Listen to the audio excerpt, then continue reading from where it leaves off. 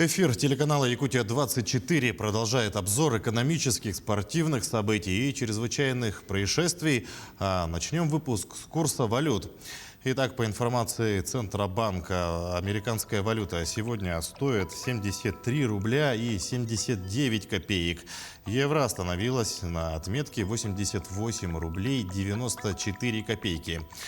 Наиболее выгодный обмен валюты в Якутске сегодня предлагают следующие банки.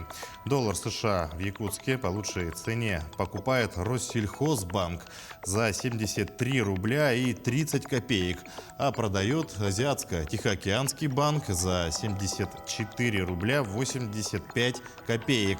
Евро покупает по самой выгодной цене Восточный банк за 88 рублей и 90 копеек и продает выгоднее всех все тот же Восточный банк за 89 рублей 50 копеек. Аэрофлот предложил ввести платную регистрацию в аэропорту. Об этом заявил представитель авиакомпании Михаил Демин. По его словам, сейчас тариф включает регистрацию на стойке воздушной гавани, а при этом все больше пассажиров пользуются онлайн-регистрацией. Таким образом, исключение платы за регистрацию и стоимости авиабилета позволит снизить тариф и даст выбор между онлайн-регистрацией и платным оформлением в аэропорту. В Якутии впервые за 6 лет увеличилась рождаемость детей, а также впервые со времен Советского Союза наблюдается приток населения в регион и уменьшение оттока населения. Об этом сообщил глава республики Айсен Николаев. В Якутии также увеличилось количество многодетных семей. По итогам прошлого года республика занимает первое место по Дальнему Востоку по уровню рождаемости, а по России 7-е место. Глава отметил, что такими темпами спустя пару лет население республики перейдет долгожданную отметку в миллион, а сейчас в Якутии проживает примерно 985 тысяч человек. Иностранные IT-компании могут обязать платить НДФЛ наравне с российскими. Подробнее расскажет в экономическом обзоре Иван Лазаренко. Он сейчас с нами на связи. Иван, приветствую. А с чем связано такое предложение, чья это инициатива? Сергей, здравствуй. Эту меру инициировала отечественная IT-отрасль, указывая на то, что зарубежные компании, нанимая работников из России, не платят за них в бюджет налог на доходы физических лиц, что ставит иностранные и российские компании в абсолютно неравные условия. Вы смотрите обзор экономических событий в студии Иван Лазаренко. Во второй пакет мер поддержки IT-отрасли может войти обязательство для иностранных IT-компаний, которые осуществляют деятельность из иностранной юрисдикции, платить НДФЛ наравне с российскими. По словам экспертов, иностранные компании используют российский человеческий капитал и не платят налоги за российских сотрудников. Отмечается, что иностранные IT-компании могут предложить лучшие условия по зарплатам, ведь налоги с этих сумм не взимаются. В пресс-службе Минцифры подтвердили, что эта мера действительно была предложена отраслью. Она позволит выровнять условия ведения бизнеса между иностранными и российскими компаниями, которые платят налоги в полном объеме в нашей стране, сказали в министерстве. Летний туристический сезон в этом году начнется раньше обычного, с майских праздников, сообщила руководитель Ростуризма Зарина Дагузова. Обычно летний турсезон стартует в июне. В прошлом году из-за пандемии он начался на месяц позже, 1 июля. В ближайшее время Ростуризм объявит о запуске третьего этапа продаж туров с кэшбэком за отдых в России, указала Дагузова. Отправиться в путешествие можно будет с начала марта, с начала старта распродажи в марте, а также в апреле, мае и июне, сообщила глава Ростуризма. Для восстановления российской туристической отрасли также важен запуск въездного туризма, подчеркнула она. Глава ведомства рассчитывает, что эпидемиологическая ситуация в мире начнет улучшаться, и иностранные туристы начнут снова посещать Россию, а система электронной путевки заработает на полную мощность. Особенно важен въездной туризм для крупных городов, где индустрия гостеприимства зависит от количества зарубежных путешественников, отметила Дагузова. Верховный суд России перечислил уважительные причины для неуплаты алиментов. Это болезнь, невыплата зарплаты, призыв в армию и ошибка банка. Как подчеркивает Верховный суд, несогласие с размером алиментов не является уважительной причиной, как и совместное проживание с получателем алиментов. Однако сумму выплат можно оспорить, но только в судебном порядке. Также постановление рассматривает вопрос о невыплате алиментов осужденными. Тут суды должны разбираться в каждом конкретном случае. Кроме того, граждане, которые только частично платят алименты, попадают под административную ответственность, так как выплаты должны быть оплачены в полном объеме. С началом 2021 года в России стали продавать больше машин. Авторынок хоть и показал рост, но скромный. В феврале продажи выросли на 0,8%. Общий объем российского авторынка составил чуть больше 120 тысяч автомобилей. Это плюс 1008 машин к показателю февраля прошлого года. В топе продаж по-прежнему остаются автомобили ВАЗ, Шкода и Мазда. Тем временем ограниченная партия беспилотных моделей «Легенд» от компании Honda Motors поступит в продажу в ближайшее время. Оборудование автомобилей позволяет им передвигаться по загруженным автомагистралям в автономном режиме, рассказывает Сергей Берец. Одной из 100 автономных машин популярной модели Legend от компании Honda Motor можно будет приобрести в Японии, начиная с пятницы, при наличии желания и свободных средств, эквивалентных 103 тысячам долларов. Об этом объявило накануне руководство концерна. Автомобили обладают третьей степенью автономности, что позволяет им передвигаться без вмешательства человека в напряженной дорожной обстановке с плотным трафиком. Устройство, получившее название «Лоцман по пробкам», позволяет транспортному средству самостоятельно ускоряться, тормозить и маневрировать. Аппаратура предупреждает водителя, когда ему следовало бы вмешаться в процесс управления. Сигнал передается с помощью вибрации ремня безопасности. Если человек не реагирует, система поможет ему сбавить скорость до полной остановки и покажет другим участникам движения, что что-то пошло не так, аварийными огнями и звуковым сигналом. Когда обстановка спокойная, водитель может отвлекаться, например, на мобильный телефон. Концерн Honda объявил ранее, что намерен стать первым производителем, который выпустит в продажу такие автомобили с третьей степенью автономности. К этому часу пока вся информация. Будьте в курсе экономических событий на Якутия-24. Сергей, ну а на этом я передаю слово тебе. Иван, спасибо. Мы идем далее. А сейчас актуальная информация по эпидобстановке в нашем регионе. Итак, на 5 марта в Якутии выявлено 39 новых случаев коронавирусной инфекции, сообщает Оперштаб. Из них в Якутске 29 случаев, в Мирнинском районе 3, в Кобяйском, Тампонском по 2, в Алданском, Вилюйском, Нерюнгринском районе по 1 случаю. За сутки лаборатории провели 2110 исследований на коронавирус, а всего с начала пандемии обработано 974 084 теста. Несколько десятков человек приняли участие в открытии скульптуры «Печальный ангел», посвященной погибшим от COVID-19 медработникам в Санкт-Петербурге. На церемонию пришли родственники погибших врачей, коллеги и журналисты. Вдова скульптора Романа Шустрова сняла с ангела белую ткань, после чего участники церемонии почтили память медиков минутой молчания. Мемориал медикам, погибшим от коронавирусной инфекции, в городе возник стихийно. Автор работы, скульптор Роман Шустров, умер от ковида в прошлом году.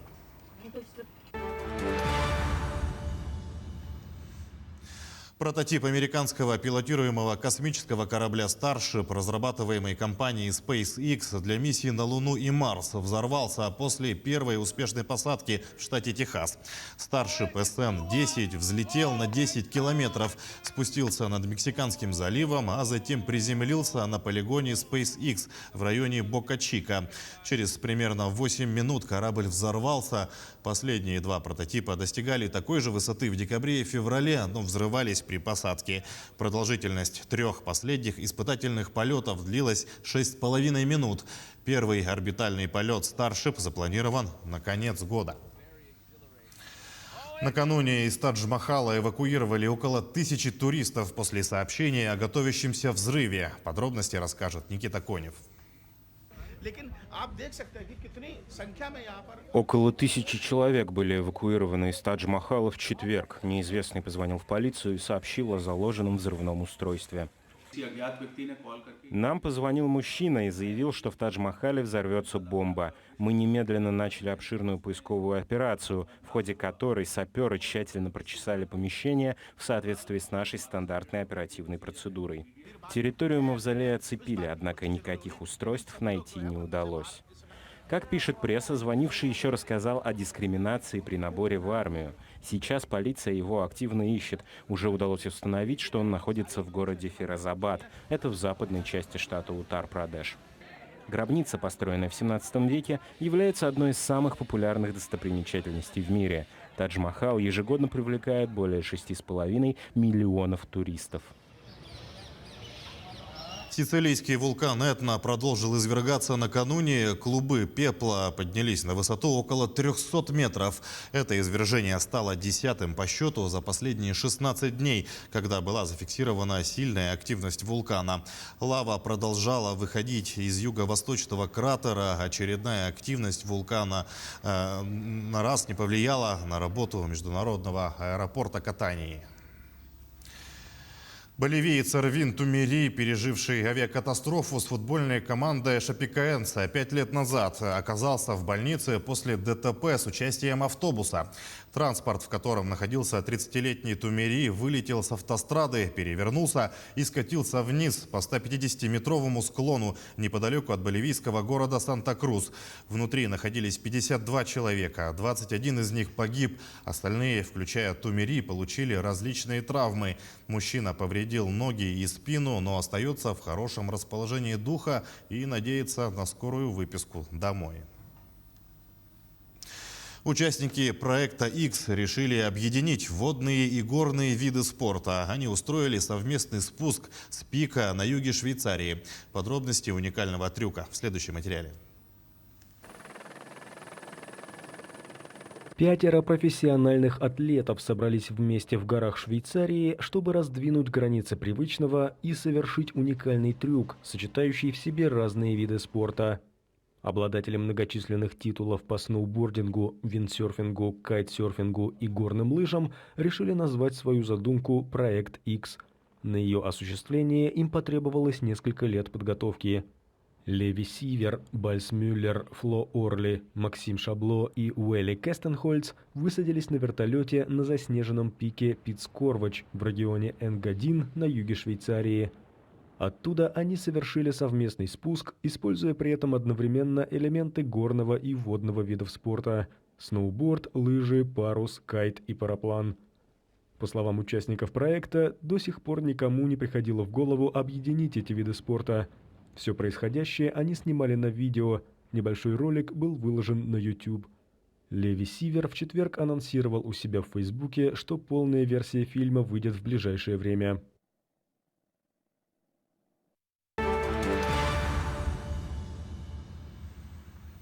Возвращаемся в Россию. Прокуратура Дагестана начала проверку в связи с массовой гибелью птиц в Аграханском заливе и местности Муравейник. Сообщается, что специалисты предварительно обнаружили около 300 мертвых птиц. В районе Аграханского залива зафиксирована гибель уток и лебедей. В районе залива Муравейник были найдены тушки лебедей, лысух, кряков и селезней. На месте работают представители Махачкалинской межрайонной природоохранной прокуратуры. Специалисты уже направили на исследование собранный биологический материал. По результатам проверки будет дана оценка соблюдению требований законодательства об охране окружающей среды и приняты соответствующие меры. Экс-директор юридической компании обвиняется в совершении 28 эпизодов мошенничества при оказании юридических услуг и оформлении земельных участков.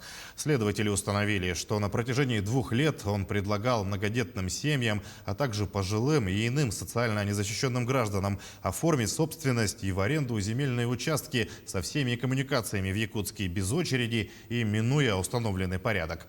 Подробности у моего коллеги Юрия Осипова. Юра, приветствую. Ждем от тебя подробности. Сергей, здравствуй. Мужчина заверял клиентов о наличии в его распоряжении земельных участков, которые в действительности принадлежали другим лицам и организациям, знанием юридических процедур и связями в органах власти. Таким образом, фигурант путем обмана заключал с потерпевшими фиктивные договоры от имени организации с условием полной предоплаты. Впоследствии условия договора не выполнял. В результате он обманул людей на сумму свыше 13 миллионов рублей. В 2018 году мужчина прекратил деятельность юридической компании и скрылся в Москве, где и был задержан сотрудниками полиции и доставлен в Якутск. Сейчас уголовное дело направлено в суд. Здравствуйте! В эфире обзор чрезвычайных происшествий, в студии Юрий Осипов. Председатель профсоюзной организации в Якутии подозревается в растрате денег, выделенных на проведение спартакиады. Так, по сообщению регионального МВД в Анабарском районе уличили председателя профсоюза жилищно-коммунальной организации в присвоении денег.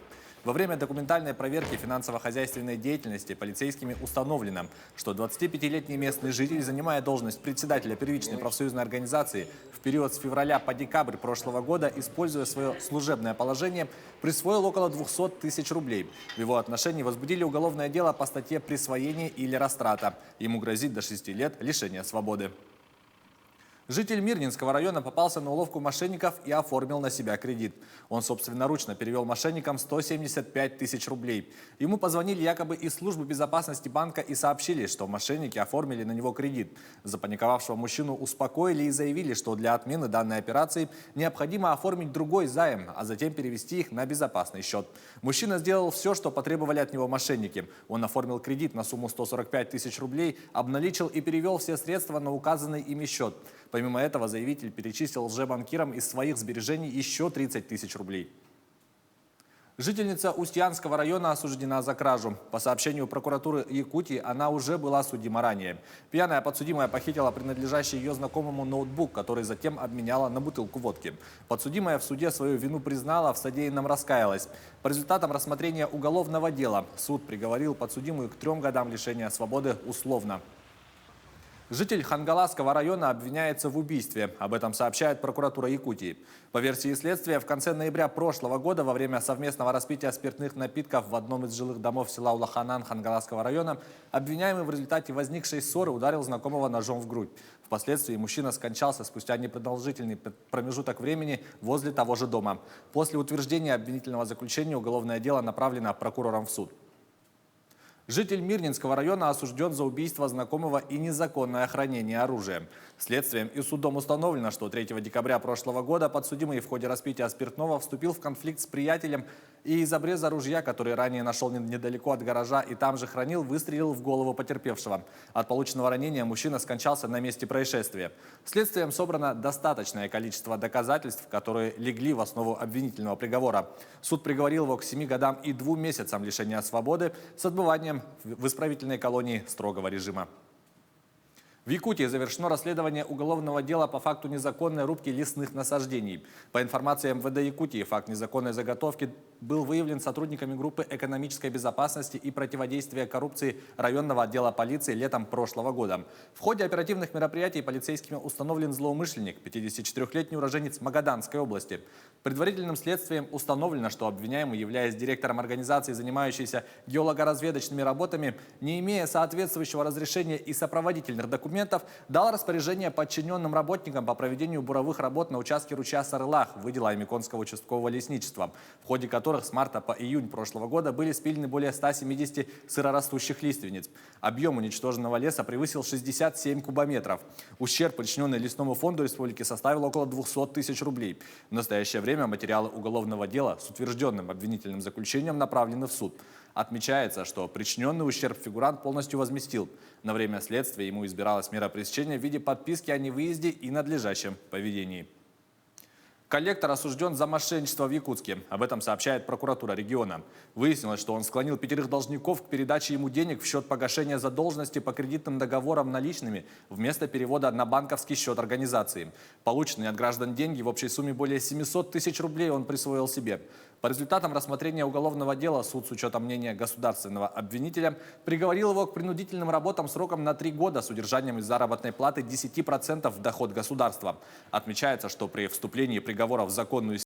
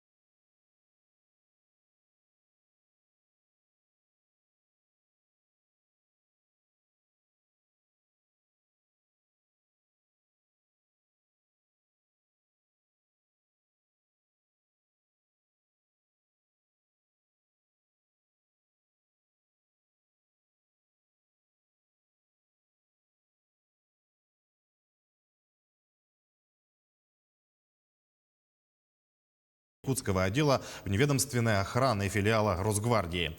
Старший прапорщик полиции в коллективе пользуется большим авторитетом. Она требовательна не только к своим сослуживцам, но и сама четко выполняет свои обязанности. А их не так уж и мало. Ровно в 8 часов утра построение, инструктаж, строгий контроль за работой личного состава. Но это ее никогда не смущает, ведь Наталья с детства мечтала носить погоны. А в трудной работе главная опора – это семья. У нее 2 детей, любящий муж. И мужской коллектив считает ее примером для подражания. Начала работать 2002 года стажером по должности милиционера. В государственных объектах начала работать тоже на посту. И, как сказать-то, от звонка до звонка. Я уже привыкла в мужском коллективе работать. Ну, обязанности у меня входят вообще контроль личного состава, бумагами работаю в основном. Да, смотрим за порядком. Ну, в основном личный состав. Алданские спортсмены триумфально вернулись с международного турнира по карате Киокусинкай, который проходил в конце февраля в Москве. С тренером алданской команды встретился мой коллега Руслан Павлов. В конце февраля в Москве состоялся международный турнир по карате Киокушинкай. Наша команда из Алдана побывала на этом турнире, и каких результатов достигли ребята, нам расскажет их тренер Антон Ильин. Антон Сергеевич, ну какие результаты?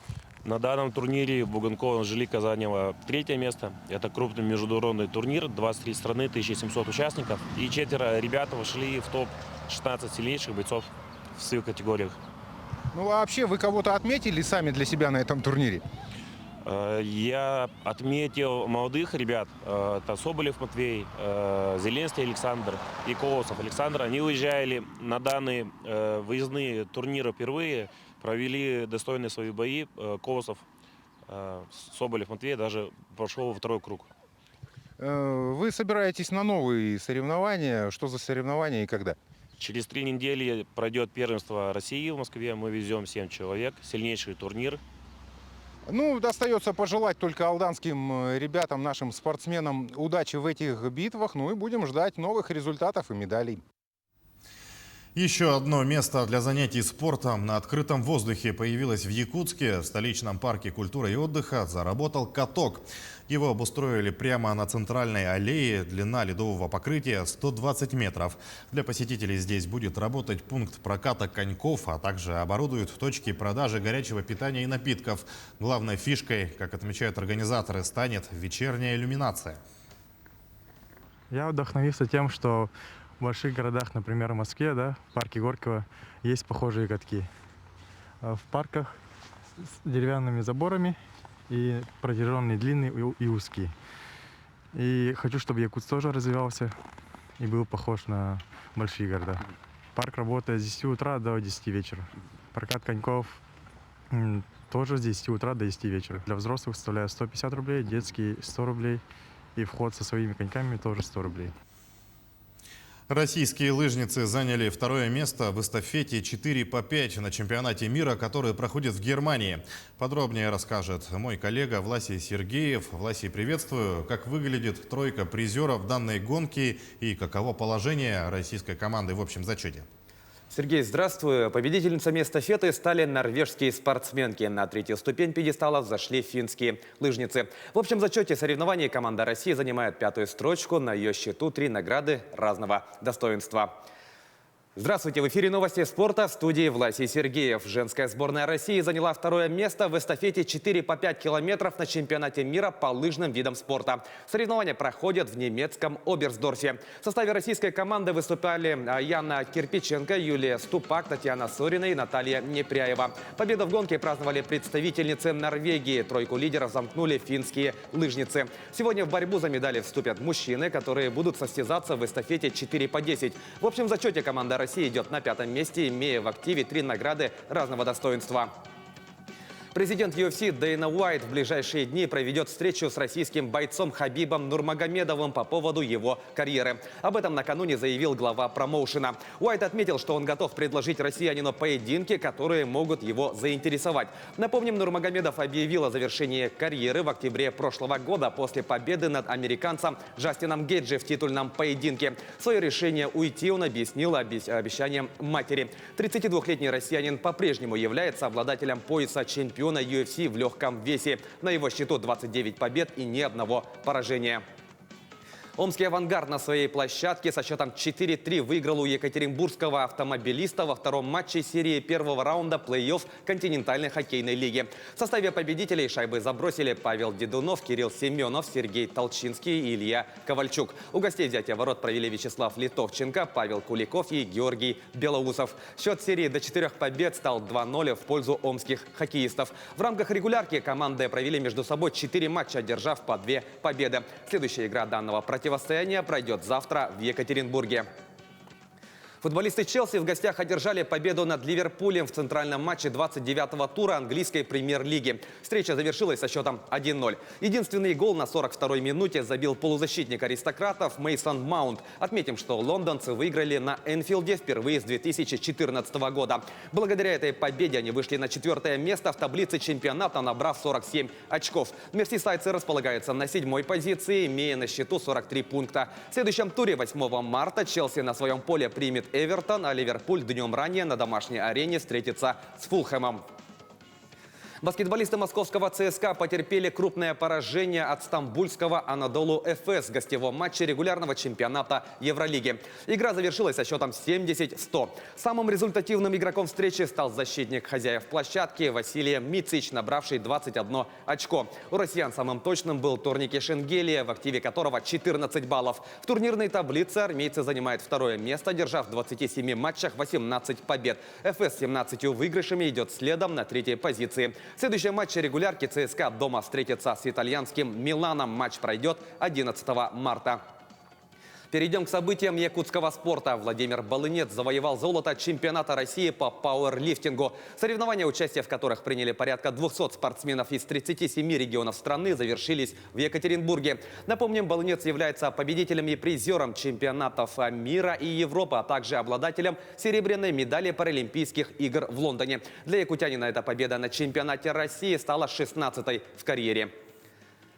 Сборная Якутии заняла 2-е место в межрегиональных онлайн-соревнованиях по шахматам в категории любителей среди детей 2005-2010 годов рождения. На этом турнире республику представила и взрослая команда, выступавшая в категории профессионалы. В этом дивизионе якутяне заняли 8-е место. Выявление победителей и призеров в обоих категориях проходило по быстрым шахматам и блицу. Всего участниками онлайн-турнира стали 240 спортсменов из 22 субъектов страны.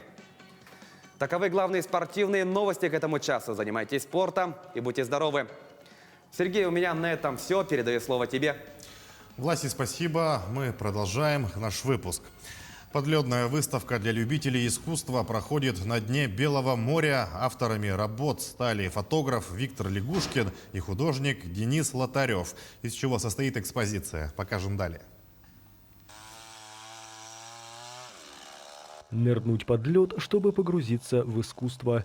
В конце февраля в заливе Нильмагуба на Белом море открылась подводная выставка фотографий, картин и биоморфных скульптур «Глубокая заморозка».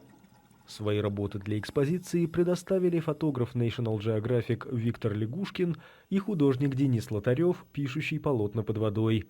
По их словам, выставка посвящена флоре и фауне Белого моря. Как известно, климат меняется. Это действительно факт, несмотря на то, что сегодня минус 30. Белое море, самое южное арктическое море, оно меняется очень быстро. И вполне возможно, что те животные, жизнь которых привязана ко льду, они в ближайшее время исчезнут с Белого моря. Собственно говоря, мы их снимаем и их вешаем, чтобы они остались хотя бы на фотографии. Почти все посетители подледной выставки – это гости дайв-центра «Полярный круг». По словам организаторов, среди них есть граждане России, Китая, Германии и Франции. Зрители говорят, что экспозиция произвела на них большое впечатление. По их словам, оказавшись под водой в необычном освещении, картины начинают светиться и выглядеть трехмерно. Выставка будет работать до начала таяния льдов, то есть примерно до середины апреля. Затем организаторы собираются поднять экспонаты на поверхность и отправить их в тур по России. А сейчас расскажем, чем запомнился в истории этот день. 5 марта в разные годы.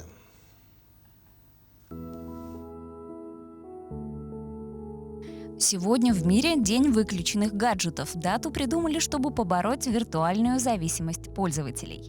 5 марта – день рождения степлера. Первый сшиватель запатентовали в 1867 году. По народному календарю в этот день обязательно катались с горок. Считалось, что кто дальше всех укатится, тот продлит свое счастье. 5 марта 1711 года указом Петра I был учрежден Сенат – высший государственный орган в России по делам законодательства и государственного управления. В 1946 году в этот день Уинстон Черчилль назвал линию раздела Европы железным занавесом.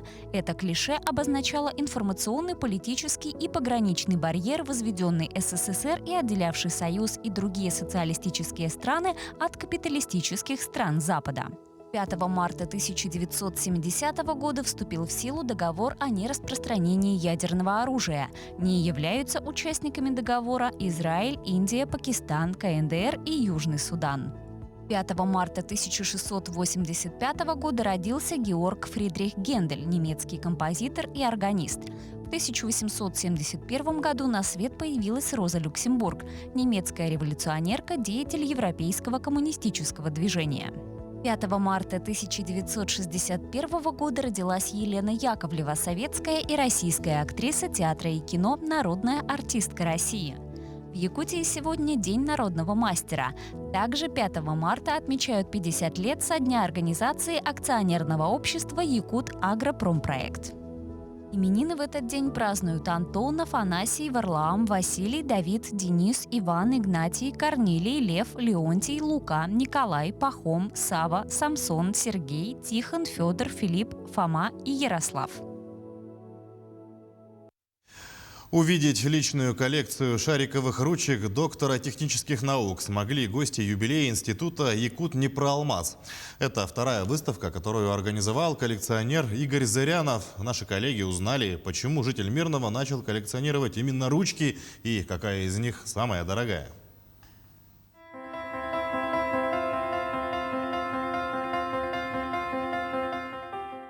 Толстые альбомы с марками, планшеты со значками, полки с машинками. Наверное, у каждого из нас есть коллекционер среди знакомых. А если нет, знакомьтесь, это Игорь Зырянов. В Мирном его знают как доктора технических наук, а еще он настоящий фанат ручек. Первую шариковую получил от аспиранта из Чехии в 1986-м. Тогда ручки были чуть ли не главным инструментом ученых. Игорю Владимировичу понравилось компоновочное решение, заинтересовала конструкция. Конец у этой, например, как у чернильной, изогнутый. Чернильный это? Да. А это-то, видите, шариковый. Такой у меня больше вообще нет. Спустя 35 лет коллекция Игоря Зырянова – это 5500 ручек со всего мира. Поэтому заместитель директора института «Якут-Днепроалмаз» организовал выставку. Здесь ручки разложены по 14 направлениям – Алроса, Якутия, наука, образование, производство и многое другое. Экземпляр из молочных зубов мамонта, самый редкий и дорогой – $1500. Но самое ценное для Игоря Зырянова, на первый взгляд, обычное, с надписью «Кочевая школа». К нам приезжали учителя, которые учат детей, которые проживают вдоль кромки Ледовитого океана. И стоят иранги, и учителя ездят, то есть минус 50, как говорится, круглый год, и они передают знания. Так вот, эта ручка значит для меня больше, чем ручка. То есть это связано с той профессией, когда люди вот в тех условиях, в экстремальных условиях, они несут светлое и доброе детям и людям. Вот это для меня крайне ценное. За выставкой ручек Игоря Зырянова стоят много людей. Помогли и коллеги из РССУ. Сделали конструкцию для подставки ручек. Но в первую очередь коллекционера всегда поддерживает его супруга. Она отбирала, сортировала ручки, которые представлены на выставке 12 суток. Игорь Владимирович признается, хранить 5500 экземпляров дома – штука непростая. Но зато все знают, как его порадовать. Анна Винокурова, Кирилл Шолохов, телеканал «Алмазный край».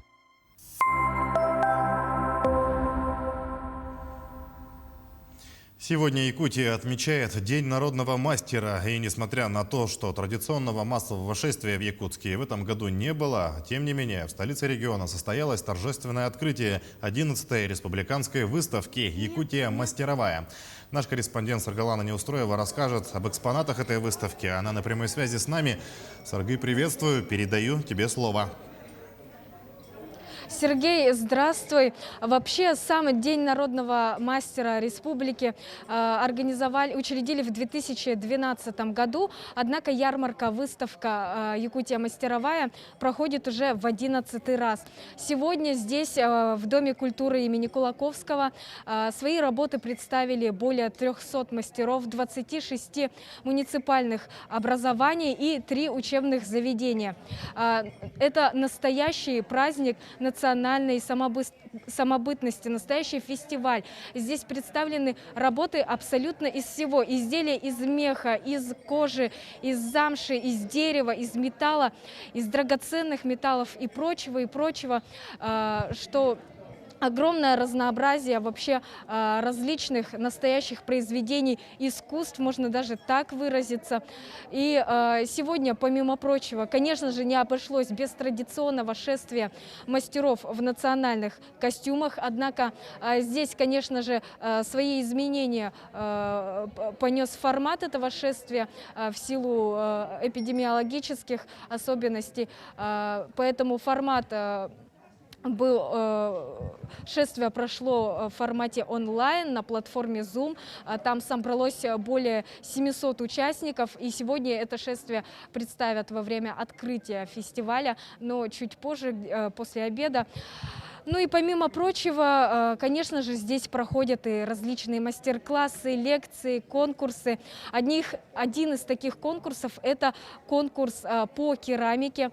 К слову сказать, проходит он не с начала фестиваля, 6-й год.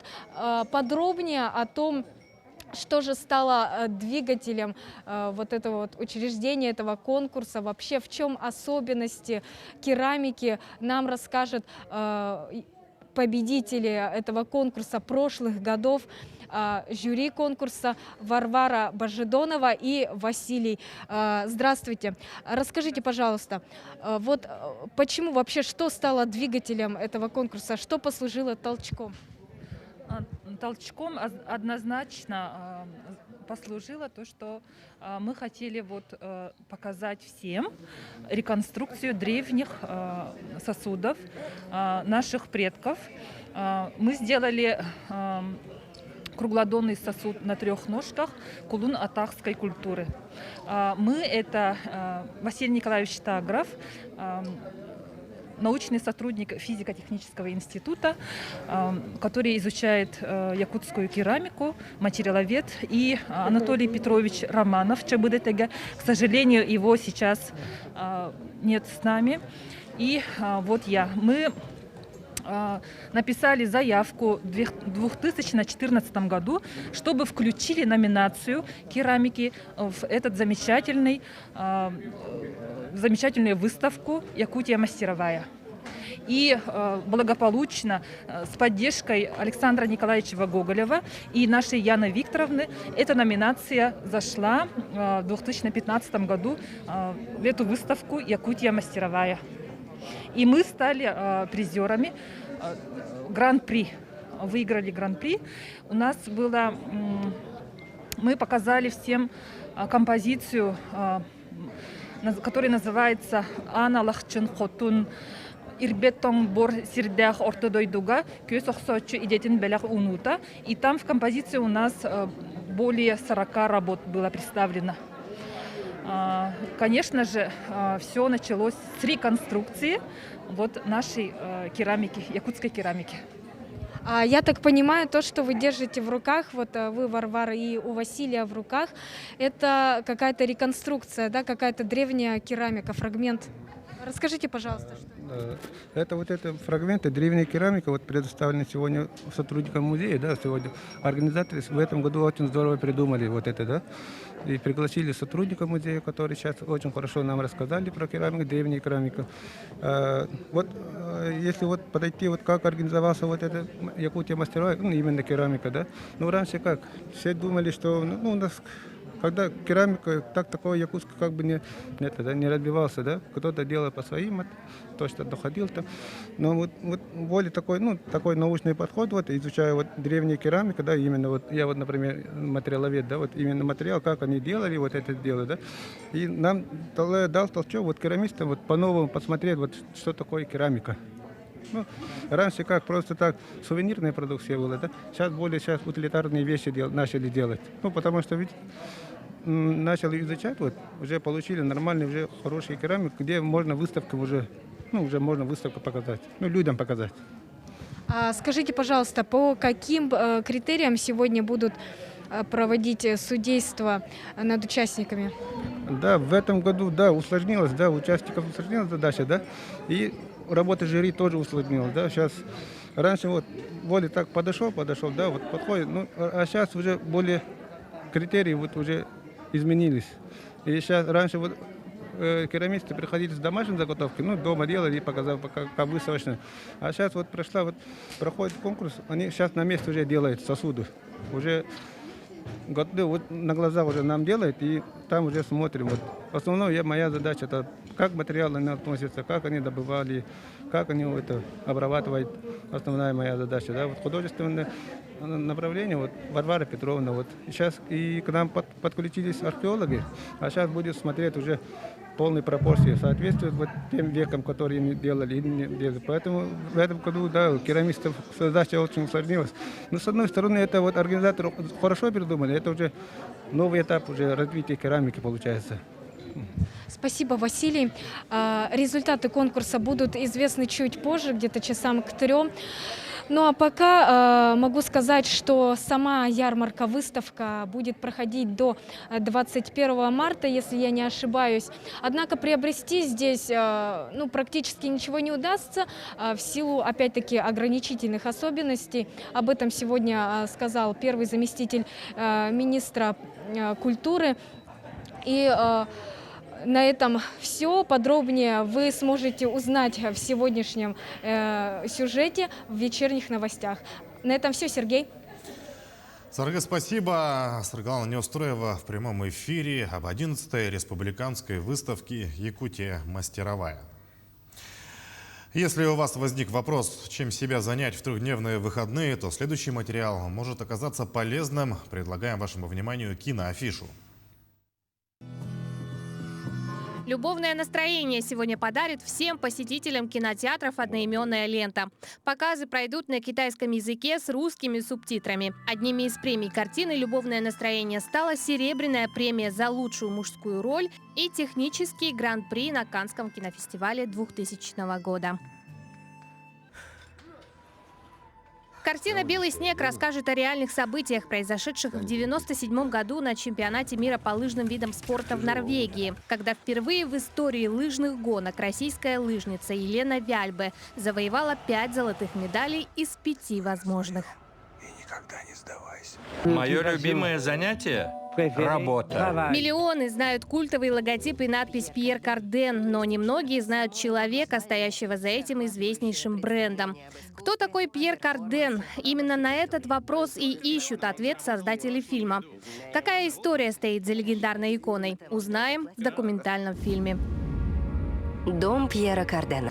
Камни с керамета, все вокруг. Вдохновленные фильмом, Тимур и его команда, мальчишки из маленького аула, создают отряд «Таганок», чтобы заселить рыбой озеро на вершине горы Керамет и тем самым спасти гору. Труден путь на высокую гору, но еще труднее испытания, которым подвергнутся дружба, сила воли и характеры членов отряда. Лучше бы я тебя 20 лет назад. Недалекое будущее, 2040 год. Евгений и Александра 20 лет в браке. Их отношения похожи на высохший урюк. Развестись у них тоже не получается, поскольку в будущем расторжение брака очень дорогая услуга. Но судьба дает им шанс. Евгений и Александра попадают в прошлое. В тот самый день, 20 лет назад, когда влюбленный и юный Женя сделал предложение прелестной Саше. Поздравляю. Хоррор «Реинкарнация. Пришествие дьявола» повествует о том, как пожилая пара совершает сделку с дьяволом и похищает беременную девушку, чтобы провести ритуал реинкарнации, поместив душу своего погибшего внука в ее нерожденного ребенка при помощи древней книги заклинаний. Однако обряд не удается завершить. Здесь происходит само пришествие дьявола. Реинкарнация. Пришествие дьявола.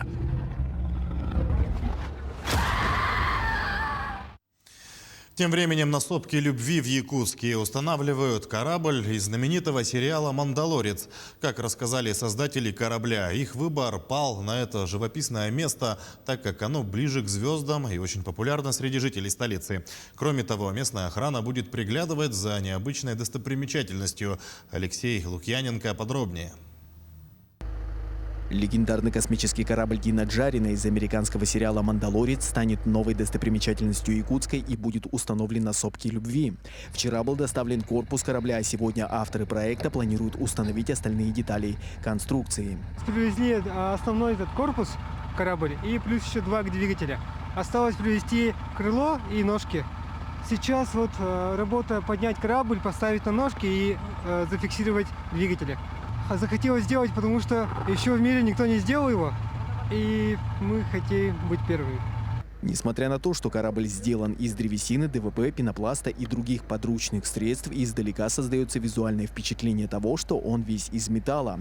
Для создания такого объекта понадобилось не только много времени, но и найти надежных помощников. А мне позвонил собрать корабль, идею предложил.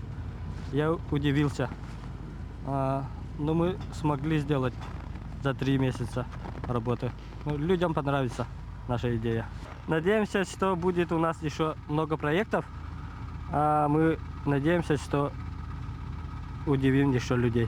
В ближайшее время ребята готовятся в реальности повторить главную афишу сериала, но без компьютерной графики, а также снять свою альтернативную версию концовки популярной франшизы. К слову, теперь такая возможность появится у всех желающих, ведь можно будет снимать не только на фоне звездолета, но и внутри Разор Креста. Алексей Лукьяненко, Джулус Иннокентьев, Якутск. В Мирном назначен новый директор театра. Им стал режиссер из Калуги Константин Солдатов. Напомню, что правительство региона проводило открытый конкурс на эту должность. К участию в конкурсе из 7 претендентов, подавших документы, было допущено 6 кандидатов, а в финал прошли 3.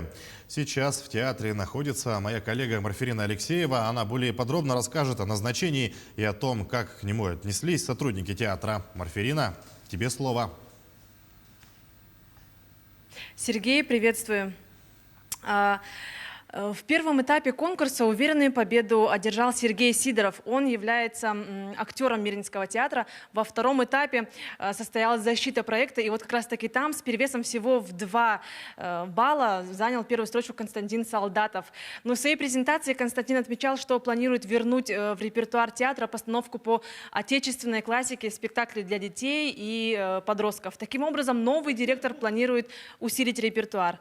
Конкурсную комиссию возглавлял председатель правительства Андрей Тарасенко. Он отметил, что оба финалиста конкурса в тандеме выведут театр на новый уровень. Нам, к сожалению, не удалось пообщаться с коллективом театра. Они сейчас находятся на генеральной репетиции, но удалось дозвониться и поговорить с Сидоровым Сергеем, актером Мирнинского театра, который, как раз-таки, напомню, был финалистом и вторым претендентом на должность директора. Он позитивно настроен на сотрудничество. Ему уже не первый раз приходилось работать с Константином Солдатовым. 15 марта в Мирный приедет председатель правительства Андрей Тарасенко и Юрий Куприянов, министр культуры и духовного развития, и они представят мирнинскому коллективу театра, нового директора, так, по крайней мере, планируется. Ну и могу еще отметить, что сегодня в 7 часов в Мирнинском театре состоится спектакль, премьера спектакля подросткового «Горка». Всех приглашаем в 7 часов. Билеты стоят 500 рублей. На этом все. Сергей.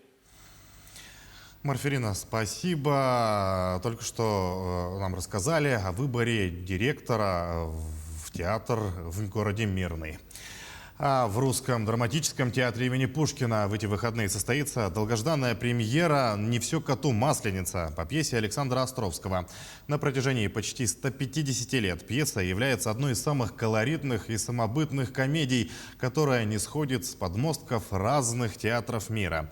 Перед премьерой мы побывали на генеральном прогоне спектакля и в закулисье в пошивочном цехе, где создаются уникальные костюмы для актеров. У меня в кабинете вот висит эта фотография, да, со спектакля «Нас обвенчает прилив». Кабинет художника Евдокии Сотниковой и мастерская и место вдохновения. Все эскизы костюмов рождаются именно здесь. Более 60 спектаклей разного жанра, работа с режиссерами Москвы, Санкт-Петербурга и других городов России.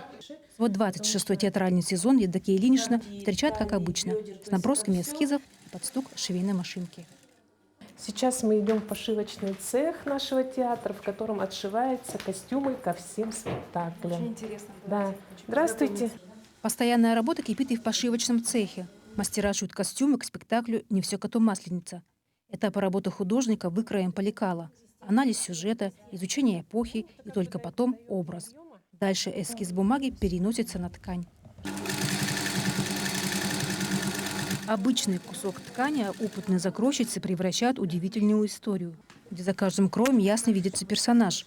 Правильно подобранный гардероб способен рассказать о его обладателе больше, чем 1000 слов. Мама, она женщина достаточно властная, да? Из-за этого у нас как бы немножко идет вот такой активный цвет, да? Но если вы посмотрите, обратите внимание на крой, да, он немножко нестандартный.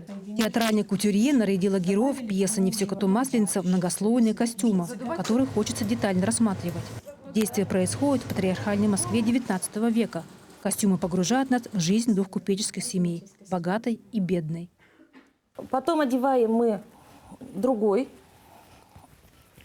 модельчику, сарафанчик, и у нас уже получается совершенно другое платьишко, то есть другая сцена. Однако по ту сторону шва много нюансов. Передать аутентичность – непростая задача. Например, для гимнастерок офицерского состава мастера обязательно сверяются с таблицей лекал журнала военных годов.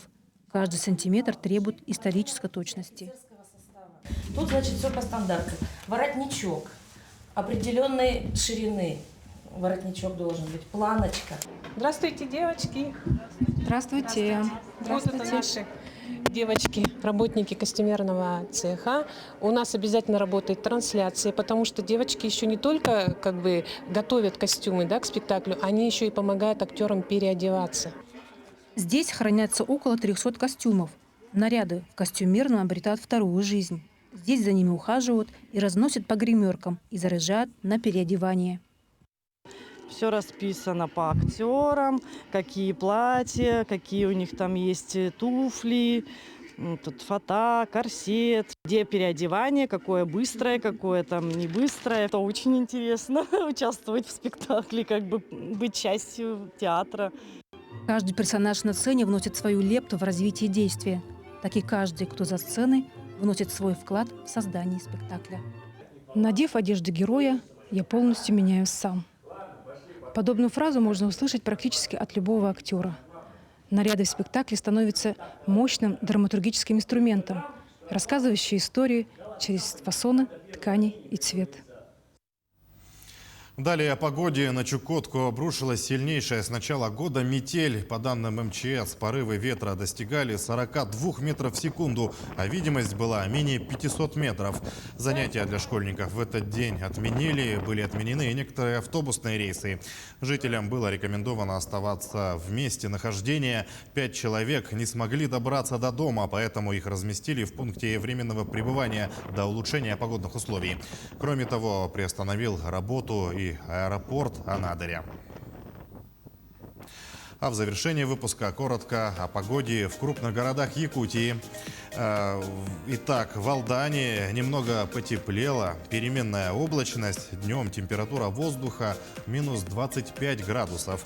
При этом порывы ветра до 10 метров в секунду, вечером минус 31, а ночью минус 34. В Ленске сегодня заметно теплее, минус 19, однако вечером столбики термометра опустятся до минус 25. Синоптики прогнозируют ветер до 8 метров в секунду. В алмазной столице тоже потепление, минус 22 градуса, ветер до 6 метров в секунду. Вечером минус 24, а ночью 22 градуса ниже нуля. В Нерюнгри минус 24, сильный ветер с порывами до 11 метров в секунду. Вечером минус 32, ночью похолодает до минус 37.